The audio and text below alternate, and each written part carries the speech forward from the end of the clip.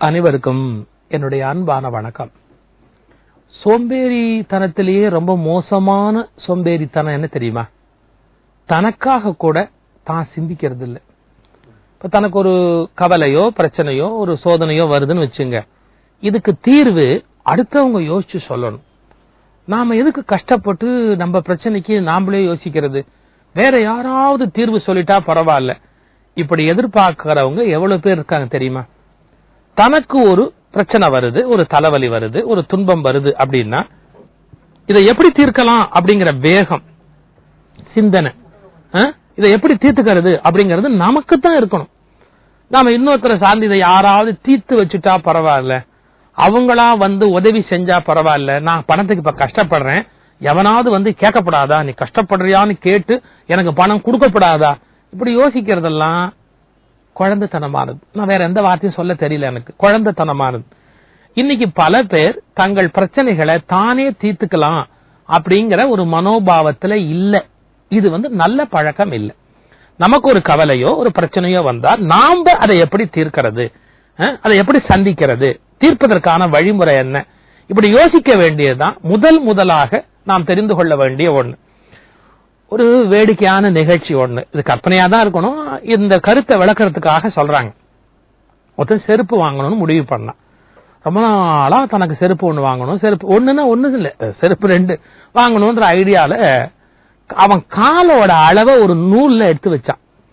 யாராவது பட்டணத்துக்கு, அவன் கிராமத்துல இருக்கான்னு வச்சுங்க, பட்டணத்துக்கு போகும்போது அங்க செருப்பு வாங்கிட்டு வர சொல்லணும் அப்படின்னு அவனுடைய கால அளவை நூல்ல எடுத்து வச்சுட்டான். அத ஒரு பாக்கெட்ல வச்சிருந்தான். யாராவது பட்டணத்துக்கு போறவங்க கொடுத்து விட்டு என் கால் அளவுக்கு செருப்பு வாங்கிட்டு வாங்கன்னு சொல்லணும் அப்படின்னு அவனுக்கு தெரிஞ்ச ஒரு ஆங்கிள், அந்த கால் நூல் அளவு எடுத்து வச்சுக்கிட்டு யார்ட்டையாவது கொடுத்து நினைச்சுக்கிட்டே இருந்தான். எதிர்பாராம ஒரு சந்தர்ப்பம் அவன் பட்டணத்துக்கு போறதுக்கு வாச்சுது. அதுலயும் எப்படி பாருங்க, பட்டணத்துல அவன் எந்த தெரு வழியா போறான், அங்க செருப்பு கடை இருந்தது.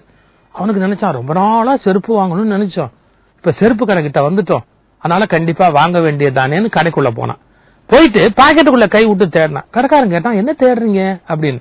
இல்ல, என் கால் அளவு நான் நூல்ல எடுத்து வச்சிருந்தேன், அதை யார்ட்டையாவது கொடுத்து விட்டு செருப்பு வாங்கணும்ன்ற ஐடியால வச்சிருந்தேன், அது இருங்க அதை எடுத்து தரேன்ட்டு இந்த பாக்கெட்ல பாக்குறான், அந்த பாக்கெட்ல பாக்குறான். அடடாடா, அன்னைக்கு நான் வேற ஒரு சட்டை போட்டிருந்தேன், அதுல அந்த நூலை எடுத்து வச்சுட்டேன், மன்னிச்சுங்க, நான் அந்த நூல் அளவை வேற ஒருத்தட்ட எப்பாவது கொடுத்து விட்டு வாங்கிக்கிறேன், நான் இப்ப கொண்டு வரலன்னா. இவனை விட கிறுக்கு பையன் உலகத்துல உண்டா?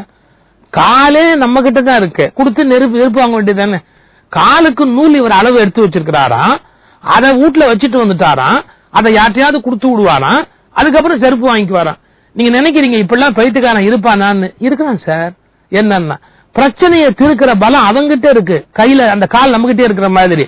ஆனா எவனாவது தீர்த்து வைக்க மாட்டானான்னு எவங்கிட்டயாவது நூல் அளவு கொடுத்து விட்டு வாங்கிக்கலாமான்னு நினைக்கிறான். எப்படி இந்த பிரச்சனைய வேற எவனாவது தீர்த்தா என்னன்னு? நம்ம பிரச்சனைய ஏன் அவன் பிரச்சனையை தீர்க்கிறதுக்குரிய வலிமையை கடவுள் அவங்கிட்ட கொடுத்திருக்கிறார். அவன் ஒரு சிந்திச்சா ஒரு பிரச்சனைக்கு தீர்வு கிடைக்காதா? ஒரு நோயா இருந்தா மருத்துவரை போய் பார்க்கணும், அதுக்குன்னு படிச்சிருக்கிறாரு, அவரை போய் பாரு, அவருக்கு தீர்வு சொல்றாரு, அது ஆலோசனை பண்ண வேண்டிய விஷயம்தான். ஆனா தானே தீர்க்கக்கூடிய விஷயங்கள்ல கூட வேறு யாராவது தீர்த்து வைக்க வேண்டும். இதுக்கு என்ன சொல்றான்? சார்பு மனோபாவம். எப்படி சார்பு, எல்லாத்தையும் சார்ந்து இருக்கிறது. இது அவங்க தீர்த்து வச்சுட்டா பரவாயில்ல, இவங்க தீர்த்து வச்சுட்டா பரவாயில்ல அப்படின்னு நினைக்கிறது. இது நான் சொன்ன கதை உங்களுக்கு வேடிக்கையா இருக்கலாம், செருப்புக்கு யாராவது நூல் அளவு கொடுத்து விடுவாங்களா அப்படின்னு. ஆனால் அப்படி வாழ்க்கையில் பிறரை சார்ந்து இருக்கிறவர்கள் நிறைய பேர் இருக்கிறார்கள். இன்னொரு வேடிக்கை பாருங்க, அருமையான ஒரு கதை. ஒரு அப்பா, அவருக்கு முதுகுல ஒரு அரிப்பு ஏற்பட்டுச்சு. அவருக்கு முதுகு சொரிஞ்சுக்கணும், அந்த அரிப்பு எங்க அரிக்குதோ அங்க சொரிஞ்சுக்கணும். பையனை கூப்பிட்டா, டேய் முதுகுல அரிக்குதுரா, சொரிஞ்சு விடுறாரு. அவருக்கு தெரியுமா முதுகுல எந்த இடத்துல அரிக்குது அவனுக்கு தெரியுமா? அவன் வேற எங்கேயோ சொரிஞ்சான். டேய் அங்க இல்லடா மடையா, இன்னும் கொஞ்சம் நடுவுல வாங்கினார். அவன் மறுபடியும் இங்க சொரிஞ்சான், அங்க இல்லடா கொஞ்சம் மேல. மறுபடியும் அவன் சொரிஞ்சான், ஏய் மடையா அந்த இடத்துல இல்ல, கீழே கொஞ்சம் சொரி. அப்படி மாற்றி மாற்றி அவன் முதுகு முழுக்க புண்ணாக்கிட்டான். அவன் இங்க அங்க இங்க.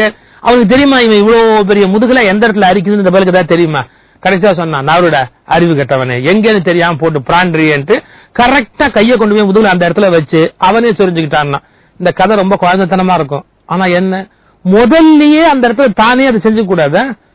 இவ்வளவு பெரிய முதுகுல எங்க அரிக்குதுன்னு கண்டுபிடிச்சு பையனை நீ சொரிஞ்சு விடுன்னு சொன்னா அவனால முடியுமா? முடியாது.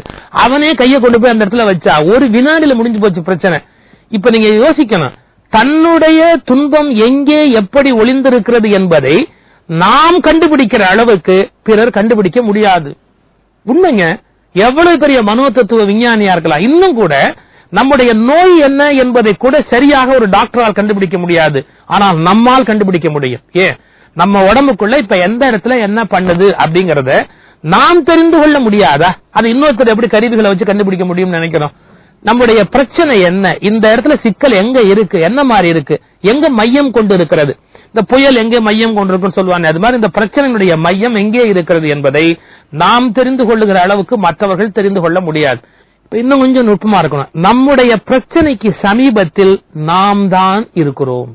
சார், மற்றவங்க யோசனை எல்லாம் கேட்க கூடாதா? நான் அப்படி சொன்னா ஒன்னு நல்லா புரிஞ்சுக்கணும். பிறர் உங்களுக்கு சொல்லுகிற யோசனைகள் எல்லாம் அவர்களது வாழ்க்கையினுடைய அனுபவங்கள். பிறர் சொல்லுகிற யோசனைகள் அவர்களுடைய வாழ்க்கையினுடைய அனுபவங்கள். இப்போ அந்த பிரச்சனைகளுக்கு அவர்கள் கண்டுபிடித்த தீர்மானங்கள் என்றோ கண்டுபிடிக்கப்பட்டது. இப்போ ஒரு அம்மா இங்க சொல்லுவா, மாமியாரை நசுக்கி வைக்கணும், ஆரம்பத்திலேயே மாமியாரை விட்டுட்டு பின்னால நீ கஷ்டப்படுவேன்பா. அவ மாமியார் ராட்சசி, அவ கஷ்டப்படுத்திட்டா. கல்யாணம் ஆற பொண்ணுக்கு இது யோசனைய, உன் மாமியாரை அடக்கி வைக்க. இவங்க மாமியார் தங்கமானவங்க, ஒரு விதத்திலையும் மருமகளுக்கு கெடுதலை நினைக்காதவங்க. இப்ப மருமக பிரச்சனை பண்ண ஆரம்பிப்பா. ஏன் மாமியாரை முதல்ல அடக்கி வைக்கணும், அவங்க யோசனை சொல்லிட்டாங்க, மாமியார யார் அவங்க சொல்லிட்டாங்க, இவங்க சொல்லிட்டாங்க. மன்னிக்கணும், உங்க பிரச்சனையை பத்தி நீங்க யோசிங்க. சும்மா அனாவசியமா அடுத்தவங்க சொல்லி அவங்க சொல்ற பதில நீங்க நடைமுறைப்படுத்தணும்னு தயவு செய்து நினைக்கவே நினைக்காதீங்க. பிறர் சொல்லுகிற தீர்வுகள் அவர்களது அனுபவங்கள், அவை நமக்கு பொருந்தும் என்று சொல்ல முடியாது. அவரவருடைய பிரச்சனையின் மையம் எது என்பதை அவரவர்தான் கண்டுபிடிக்க முடியும். இந்த சார்பு மனோபாவத்திலிருந்து தன்னை பூரணமாக பலப்படுத்திக் கொண்டு தானே தன்னுடைய பிரச்சனைகளை தேடி உணர்தல் வாழ்வில் உன்னதமான ஒரு நிலை. இதை உணர்ந்து கொள்ள வேண்டும்.